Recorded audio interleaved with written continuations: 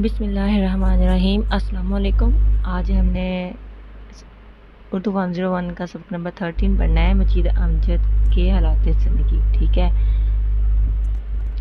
ये बहुत ज़्यादा इम्पोर्टेंट है। इसमें से बहुत ज़्यादा एमसीक्यूज़ भी आते हैं, क्वेश्चंस भी आते हैं, और सबसे जो कहते हैं ना कि बड़ी बात यह है कि हर शायर का जो ज़बानी खाका है ना, उसका डिफरेंस याद रखना स्टूडेंट्स के लिए बहुत ज़्यादा मुश्किल होता है। और ये डिफरेंस जो स्टूडेंट्स इस तरीके से जिसको पता होगा ना, उसके लिए तो बहुत ही उर्दू का पेपर बहुत इजी उसे लगेगा, क्योंकि सारा पेपर बनाते ही वो इसी से ही है। ज़बानी खाका ये बहुत इंपॉर्टेंट है, क्योंकि इसमें स्टूडेंट्स मिक्सअप उनसे हो रहा होता है, तो वो हर शायर का जो है वो डिफरेंस इस तरीके से वो याद नहीं करते, बिल्कुल एंड पर तैयारी करते हैं, तो फिर वो डिफरेंस हो जाता है। फिर कहते हैं कि उर्दू जो है मुश्किल बहुत है।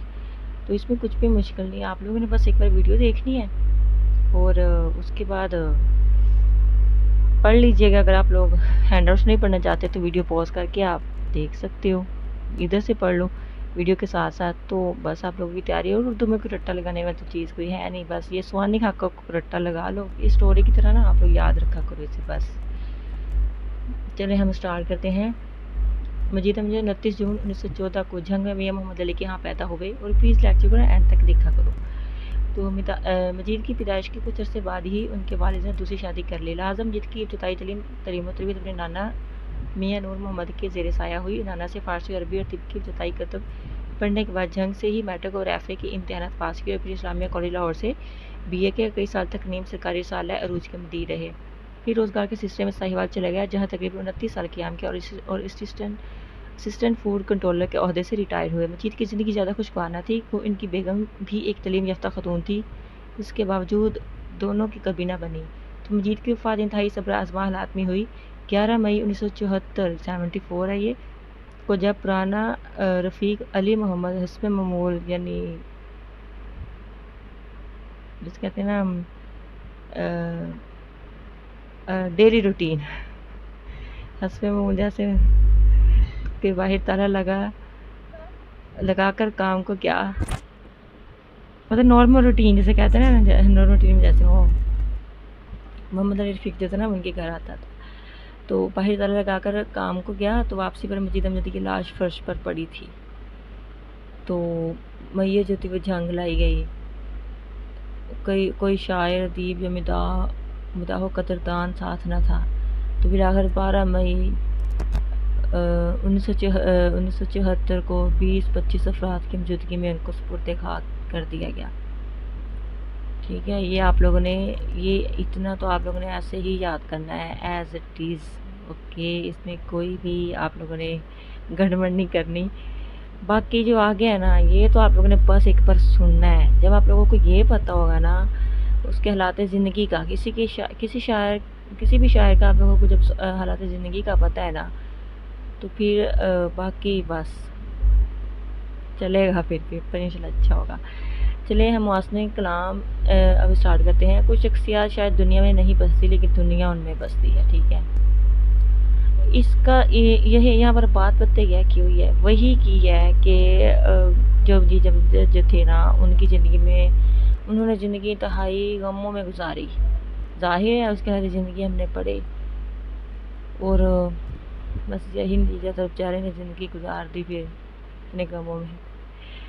तो हमने पढ़ा था हफीज़ का मुतालिक 1900 से 1982 तक का दौर था, जबकि मजीद का दौर 1914 से 1974 तक का दौर था। तो ये दौर तकरीबन बराबर ही थे दोनों के। तो मजीद ने शायरी का आगाज़ किया, इस वक्त तरक्की पसंदियत के साथ गालिब थे, लेकिन जब हफीज़ ने शायरी का आगाज़ किया तो इस वक्त उर्दू अदब पर रूहानियत का गलबा था। ये आप लोगों ने याद रखना। बाकी उसकी पहली किताब शब रफ्ता का मुतालिक जब उसके खिले पर उनकी तहरीर दोबारा इसी तरफ इशारा करती है। उन्होंने लिखा था कि मेरी दास्तान इज्ज़ यही है, फ़िक्र खुद सोच के लहू से लथड़े, यही चंद औराक हैं। सबसे बढ़कर खलश इस बात की है कि ये बात नामुकम्मल और ये इजहार ना तमाम, जिसकी बुनियाद महज़ तस्कीन ज़ौक़ थी। फ़न की उन बुलंदियों को ना पहुँच सका जो मेरा मकसूद नज़र था। मैं इसी ज़ौक़ तलब का मारा हुआ कामते और झिझकते हुर्फ़ के ये सफ़ीने आज वक़्त की लहरों के हवाले करने आया हूँ। तो تو ان کی شاعری کا پہلا وصف ہی حیرت ہے، ٹھیک ہے، وہ ہو جاتا ہے حیرت۔ اچھا یہ ایم سی کیوز بھی آتا ہوتا ہے کہ وہ کون سے شاعر تھے جو مطلب جن کی شاعری کا پہلا وصف حیرت تھا، اس طرح سے بھی پوچھتا ہے کہ وہ حیرت پسند ہے، مطلب وہ کافی زیادہ حیرت پسند تھے۔ وہ کیسے کہ مجید امجد جو ہے وہ آخری دم تک خوف زدہ تھے، وہ جو کہنا چاہتے تھے وہ کہہ نہ سکے، اور جو وہ کرنا چاہتے تھے یعنی یقینی طور پر وہ ہو نہیں سکا، جو کہنا چاہتے تھے وہ کہہ نہ سکے، یعنی یقینی طور پر ہو نہیں سکا تھا، جب تیار نہیں ہوتا، جب ہم خود کو پہچانتے نہیں، خود کو جانتے نہیں تو اس کا نتیجہ کیا ہوتا ہے۔ تو ان کی شاعری کا پہلا وصف ہی حیرت ہے۔ تو مجید ایک شاعر مجید جو ہے ایک حیران شاعر کے طور پر سامنے آتے ہیں، یہ بات آپ کو یاد رکھنی ہے بس۔ باقی یہ عمر اس الجھن میں گزری کیا شے ہے، حروف و بیان کا عقدہ مشکل صورت معنی صورت اکثر گرد سخن سے نہ ابھرے، وادی فکر کے لہلاؤں کے جھومتے محمل طے نہ ہوا ویرانہ حیرت، یعنی کوشش کی گئی لیکن جس نتیجے پر پہنچنا چاہتے تھے، جس ثمرے تک پہنچنا چاہتے تھے، وہ پھل لینا چاہتے تھے، وہ مل نہ سکا، کیونکہ ہر لمحہ ہر لحظہ ہر دوسرے قدم پر ان کے سامنے ایسا دھندلکا چھا گیا تھا کہ اس میں ہیولے تو تھے لیکن وجود تراشنا مجید امجد کی چشم بینائی اور چشم سے ہونے کے لیے ممکن نہیں تھا۔ تو اس کے بھی نظم راہگیر میں مجید امجد لکھتے ہیں، کوئی تو مجھ کو بتائیے راہگیر ہے کون، حسین آنکھیوں میں حسن شش جہات لیے، خزاں کی سلطنتوں میں ہے ایک پھول رواں، ہر ایک خار سے امید التفات لیے، لگی ہے اس کو لگن جانے کس ٹھکانے کی، بھٹک گئی ہو گئی نہ ٹھوکر کوئی زمانے کی۔ تو جب فلسفہ زیست ہم نے پچھلے لیکچر میں بھی پڑھا ہے، فلسفہ زیست مطلب زندگی کا فلسفہ، ٹھیک ہے، یعنی وہ شخص زندگی کی عام حقیقتوں کو نہیں سلجھا پاتا، مطلب عام حقیقتیں تو وہ سلجھا نہیں پاتا، اور وہ زندگی کے تہا گہرائیوں میں کھونے کی کوشش کرے یا فلسفہ زیست کو سلجھانے کی کوشش کرے۔ فلسفہ زیست وہ پورا کا جنتا ہے جسے آج تک کوئی فلسفی بھی سمجھا نہیں پایا۔ تو مجید اپنی مشہور نظم پنواڑی میں ایک شخص کی کردار کا ذکر کرتے ہیں، اور یہاں پر میں سے وہ کہتے ہیں، کون اس گتھی کو سلجھائے دنیا ایک پہیلی، 2 دن ایک پھٹی چادر میں دکھ کی آندھی جھیلی، 2 کڑوی سانسیں لیں 2 چلموں کی راہ انڈھیلی، اور پھر اس کے بعد نہ پوچھو کھیل جو ہونی کھیلی، پنواڑی کی ارتھی اٹھی بابا اللہ بیلی۔ اچھا یہاں پر ہم موت کی بات کرتے ہیں، کیسے کہ زندگی جو ہے نا، زندگی کی گتھیوں کو سلجھنا یا اس کے گورکھ دھندوں کو سلجھنا میرے بس کا روگ نہیں، شاید میرا کیا کسی بھی انسان کے بس کا روگ نہیں ہوتا۔ تو کہتا ہے کہ انسان اس دنیا میں آتا ہے، مشکلات سہتا ہے، ٹھیک ہے، اور اس کے بعد ایک دن موت کا فرشتہ آتا ہے اور سب کچھ یہیں کا یہیں رہ جاتا ہے، اور ہمارا سفر پھر آگے شروع ہو جاتا ہے، یعنی موت کے بعد جو ہماری زندگی سٹارٹ ہو جاتی ہے نا، نئی زندگی، تو اس کی بات کریں تو شاعر کے ہاں ہر دوسرے لمحے احساس تحیر پایا جاتا ہے، یا احساس تحیر پایا جاتا ہے، یہی پھولوں کے زیست کا محصل ہے کہ اس کا تبسم اس کی اجل ہے، یہ دنیا ہے میری یا مرکد ہے میرا، یہ دنیا ہے میری یا مرکز ہے میرا، یہاں بھی اندھیرا وہاں بھی اندھیرا، اپنی روشنی کی تلاش مجید کا، لیکن زندگی ان کے سامنے کچھ ایسی سامنے آئی کہ انہیں زندگی کے جالے میں نومی نہیں ہوتے۔ تو موت کتنی تیر و تاریک ہے ہو گئی، لیکن مجھے کوئی اس کا غم نہیں، قبر کے اندھے گھڑے کہ اس طرف باہر اندھیرا کم نہیں۔ تو ان کا رجحان ان کے بچپن سے لے کے زندگی کے درمیان آخر تک ساتھ رہنے والی ان کی حیرانی، ان کا احساس تحیر جو بنیادی طور پر انہیں کسی بھی خوشیوں کے قریب نہیں جانے دیتا۔ مطلب کہ مطلب دیکھو کوئی انسان جب اتنی کٹھن زندگی گزارتا ہے نا، تو پھر اسے موت ظاہر ہے جب غم ختم ہونے کا نام ہی نہ لے رہے ہو نا، تو پھر انسان موت کو ہی پکارتا ہے کہ موت ہی آ جائے انسان کو اور وہ چھٹکارا حاصل کر لے غموں سے، ٹھیک ہے۔ تو یہی کچھ ان کے ساتھ ہو مجید امجد۔ تو مجید امجد کی شاعری کا تیسرا وصف احساس تنہائی ہے، یہ آپ لوگوں نے نا وصف صحیح طرح سے یاد کرنا ہے، یہ بھی آتے ہوتے ہیں، ٹھیک ہے، بس اس میں وصف آپ لوگوں نے اور اس کا حالات زندگی یہ اچھے سے یاد کرنا ہے۔ تو ان کو آٹوگراف میں مطلب کہتے ہیں کہ وہ کچھ لوگ مجید امجد کے سامنے ایسے لوگ ہیں جو ان کا آٹوگراف لینے کو ترستے ہیں، ٹھیک ہے، जबकि दूसरी तरफ मजीद अमजद उसके पास लोगों को देने के लिए बहुत कुछ था, फ़िक्र की सतह पर, मानवियत की सतह पर, जज्बे की सतह पर, लेकिन लोग शायद जो मादियत के पीछे इस कदर लग गए हैं, या दुनियादारी के पीछे इस कदर, वो दुनियादारी में इस कदर खो गए हैं कि उनके यानी मजीद अमजद के जज्बे की तरक्की, फ़िक्र की तरक्की या मानवियत की वसअत की कोई अहमियत ही नहीं। तो वो कहते हैं कि मुझे तो वो एक बॉलर ही अच्छा है, जिससे कम अज़ कम जो है लोग इसकी तरफ मुतवज्जे तो होते हैं। तो एक बॉलर महविशों के झमकते में गिर गया, वो सफ़ा ब्यास पर बस बेसद गरूर कलक गोहरी फेरी, हसीन खलखलाहटों के दरमियान विकेट गिरी। तो मैं अजनबी में पाप है, गुलना रिफत मुकाम है, न शहर दमाम है, ये लोहे दिल, ये लोहे दिल, ये लोहे दिल, न इस पे कोई नक्श है, न इस पे कोई नाम है। तो इस दौर में उन्होंने कहा कि मजीद अमजद को जन्म किसी तरफ से भी तवज्जो नहीं मिली थी, तो उसका नतीजा क्या हुआ? एहसास महरूमी, उदासी और तन्हाई ये महसूस की थी उन्होंने। मजीद अमजद ने बहुत मुश्किल तरह ज़िंदगी गुजारी। तो मजीद की इन दो बुनियादी बड़ी खसूसियात के बारे में जो उन्हें अपने दौर के दीगर शोरा पर फोकियत भी देती हैं, वो कौन सी है? पहली खसूसियत मजीद की मुहाकत नगारी इसमें आई है कि वो शायर जो लफ्ज़ों के बलबूते पर ऐसी तस्वीर हमारे सामने खींच दे कि उसकी शायरी को सामने रखते हुए बाकायदा पेंटिंग तैयार की जा सके। यानी जब हम उसकी शायरी को पढ़ें ना, तो मुझसे पढ़कर उस पेंटिंग बना लें उसकी, ये बात है। तो समझिए कि आला नमूने बनाए जा सकें। दूसरी है मंज़र नगारी और मुहाकत नगारी में कोई ख़ास फ़र्क नहीं होता। फ़र्क सिर्फ इतना सा होता है कि मंज़र सिर्फ ख़ारिज से मुतल्लिक़ होता है, जबकि मुहाक़ात दाखिल और ख़ारिज यानी बातिन और ज़ाहिर दोनों की तस्वीर कशी करते हैं। तो उन्हें लैंडस्केप का शायर भी कहा जाता था। ये किन्हें कहा जाता था? मजीद अमजद को। तो एक नज़र में तितली के फूल से चिमटे रहने की बात करते हैं। 12 तंद हवाएं चली, तूफ़ान आए, लेकिन एक फूल से चिमटी हुई तितली ना गिरी। एक कमज़ोर, मतलब वो कहते हैं कि एक कमज़ोर नातवा वजूद तितली और मजीद अमजद, मतलब मजीद अमजद वो तशबीह दे रहे हैं तितली को।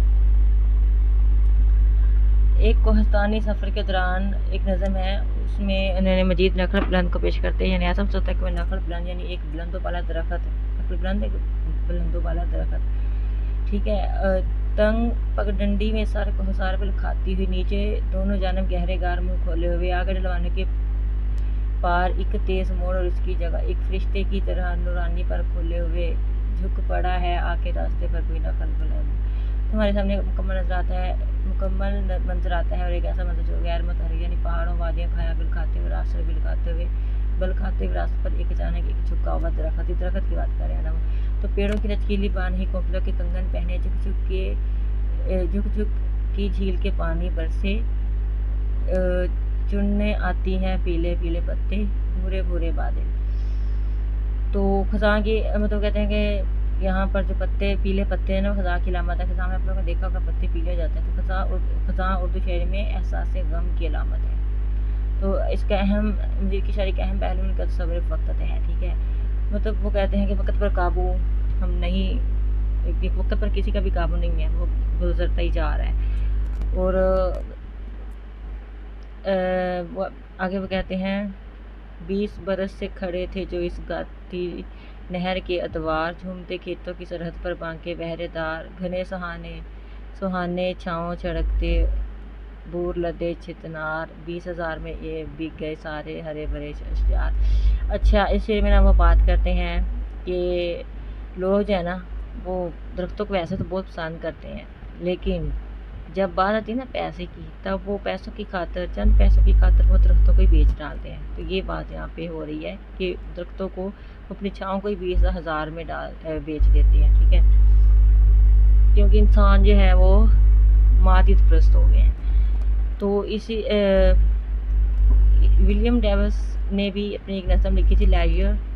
सो what is this life if full of care, we have no time to stand and stare, no time to stand beneath the walls and stare as long as sheep and cows। अगर ये ज़िंदगी कमल, ये उन्होंने भी यही बात की है, ठीक है। वो कहना चाहते हैं कि हम फितरत से दूर होते जा रहे हैं, हम फितरत से किनारा कश इख्तियार करें, इसके जरिए कि हम दरअसल माजिद प्रस्त हो रहे हैं। मतलब कि हम पैसे की खातिर ना ये भी नहीं देख रहे, हम जो है चंद पैसों की खातिर दरख्तों को काट रहे हैं और इसको बेच रहे हैं। اور اس چھاؤں کو خراب کر رہے ہیں جو کہ ہمیں سکون دیتی ہے، ٹھیک ہے، وہ بھی جسٹ 20,000 میں۔ تو یہی بات ہے یہاں پر۔ چلو میں شگفتے سحر سیاہی شب، تیری طلب تیرے پانے کی آرزو تیرا غم،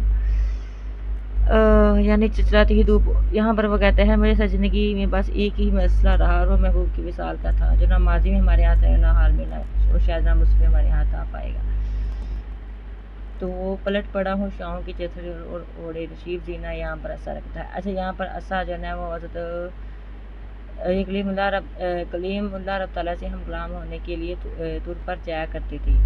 اچھا تو شاہوں کے چتھیڑے جو اڑنے سے مراد اصل واقعہ وہی ہے کہ اسا ٹکتے ٹکتے زینہ ایام گزرتے گزرتے اس ملاقات سے جب حضرت موسیٰ علیہ السلام سے ہم کلام ہوتے تھے۔